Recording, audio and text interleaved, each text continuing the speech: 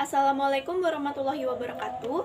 Saya Kurniana Budianti Saraswati Pasha dari kelas 11 IPS 4. Di sini saya akan membacakan jawaban dari tugas sosiologi.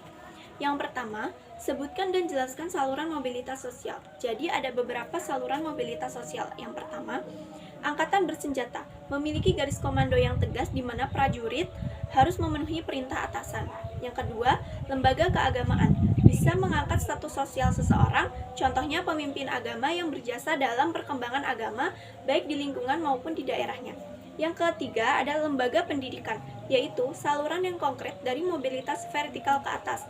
Bahkan saluran mobilitas sosial ini sering dianggap sebagai sosial elevator.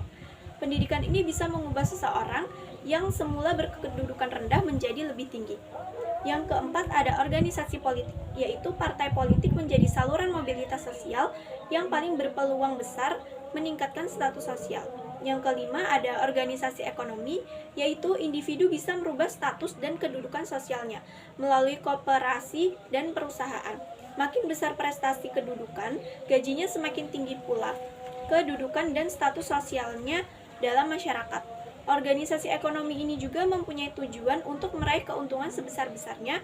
Aktivitas utamanya bisa berupa produksi barang maupun jasa yang diperlukan oleh masyarakat. Yang keenam atau yang terakhir yaitu organisasi profesi atau keahlian. Himpunan orang dengan profesi sama dan bertujuan untuk memperjuangkan profesinya. Yang kedua, bagaimana kisah hidup tokoh dalam film kali ini dan pelajaran apa yang bisa kita ambil dari kisahnya.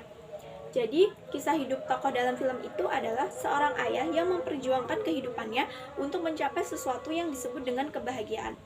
Yang kedua, pelajaran apa yang dapat kita ambil dari kisah tersebut, yaitu walau si Chris ini sering diremehkan, dikhianati, ia tetap menjalankan kehidupannya demi mencapai kebahagiaan. Ia juga termasuk orang yang gigih dan pantang menyerah untuk mencapai kebahagiaan. Yang ketiga, dari cara tokoh utama mendapatkan status sosialnya melalui saluran mobilitas apa yang ia tempuh. Jelaskan alasannya. Jadi, yang pertama itu dia menggunakan saluran organisasi keahlian. Karena keahlian dia menyelesaikan permainan dadu, dia bisa menghafal nomor telepon, selalu mendapatkan peringkat umum, dan juga ahli dalam bidang matematika. Yang kedua, menggunakan saluran ekonomi. Karena ia mempunyai alat pemindai, sehingga ia bisa menjual dan dapat menghasilkan uang untuk menyambung kehidupannya. Sekian jawaban dari saya. Mohon maaf apabila ada kesalahan. Saya akhiri. Wassalamualaikum warahmatullahi wabarakatuh.